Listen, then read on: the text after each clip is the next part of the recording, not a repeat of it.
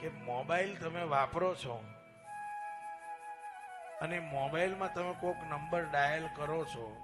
કે મારે આ વ્યક્તિને ફોન કરવો છે અને એ જ વ્યક્તિને ફોન લાગે છે અને સ્પીકર ઓન કરો ત્યારે હજારો ગૌ દૂર બેઠેલી વ્યક્તિનો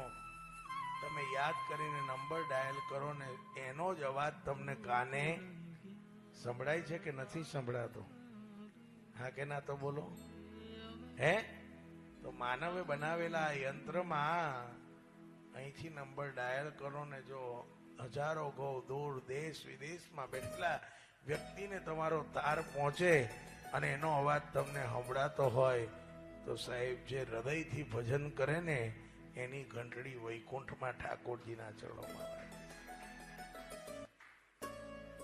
જેને હૃદયથી સાહેબ ભજન કર્યું હશે ને